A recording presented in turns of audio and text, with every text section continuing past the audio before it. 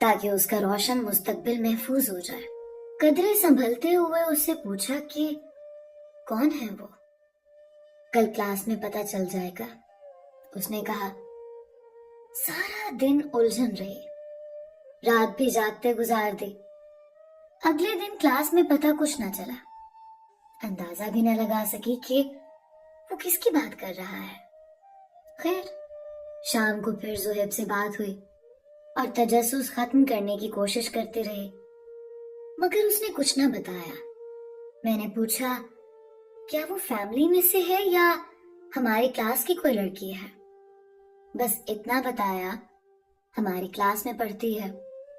تمام رات میں اسی مسئلے پر سوچتی رہی اور جاگتی رہی۔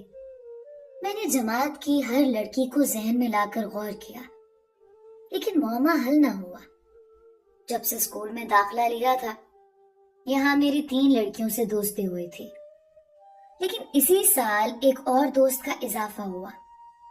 نئی سہیلی کا نام شیما تھا اور یہ اب میرے بے حد نزدیک ہوتی جا رہی تھی۔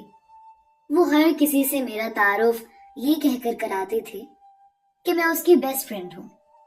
شیما پڑھائی میں بہت اچھی تھی اور اس کا زہیب سے مقابلہ رہتا تھا، کیونکہ وہ بھی پوزیشن ہولڈر طالبہ تھی۔ حالانکہ کلاس میں وہ سب سے چھوٹی تھی۔ اس کی ذہانت اور قابلیت کی وجہ سے پرنسپل نے اسے 7ویں سے 8ویں میں پروموٹ کر دیا تھا۔ میں نے انہی دنوں نوٹ کیا کہ شیما آج کل بڑی خوش دکھائی دیتی ہے۔ وہ اکثر میرے کازن سے باتیں کرتی نظر آتی تھی۔ ایک دن وہ اچھے موڈ میں تھے۔ باتوں باتوں میں اس نے بتا دیا کہ زہیب نے اسے وہی کہا ہے جو ہر فلم میں ہیرو ہیروئن سے کہتا ہے۔ یکدم